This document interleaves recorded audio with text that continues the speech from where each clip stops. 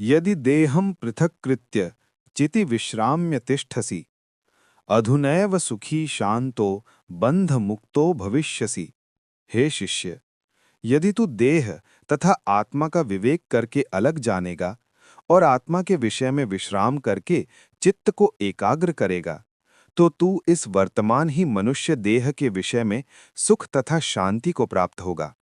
अर्थात बंध मुक्त कहिए, कर्तृत्व कर्तापना, भोक्तृत्व भोक्तापना आदि अनेक अनर्थों से छूट जावेगा।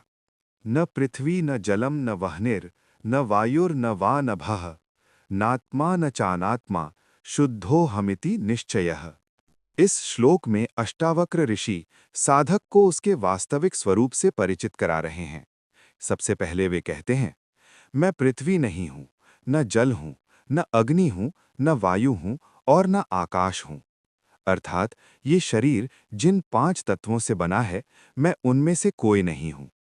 शरीर जन्म लेता है, बढ़ता है, बूढ़ा होता है और नष्ट हो जाता है, लेकिन मैं वो नहीं हूं जो नष्ट हो जाए। फिर ऋषि कहते हैं, मैं न आत्मा हूं, न अनात्मा हूं।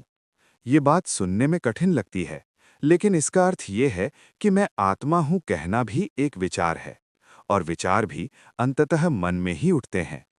सच्चा सत्य तो ये है कि मैं उस आत्मा का भी साक्षी हूं और उस अनात्मा यानी शरीर मन का भी साक्षी हूं। अंत में वे कहते हैं, मैं शुद्ध हूं, अर्थात मैं न पापी हूं, न पुण्यात्मा हूं, न बंधन में हूं, न मुक्त होने वाला हूं।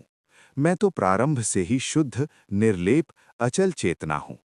जब मनुष्य के भीतर ये दृढ़ निश्चय हो जाता है कि मैं शरीर नहीं हूं, मैं मन नहीं हूं, मैं केवल शुद्ध चेतना हूं, तो यही निश्चय ज्ञान बन जाता है और यही निश्चय मुक्ति बन जाता है।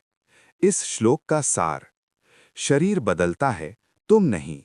विचार आते जाते हैं, तुम देखने वाले हो। जो शुद्ध साक्षी है, वही तुम हो। स्वयं को जान लेना ही सबसे बड़ा ज्ञान है।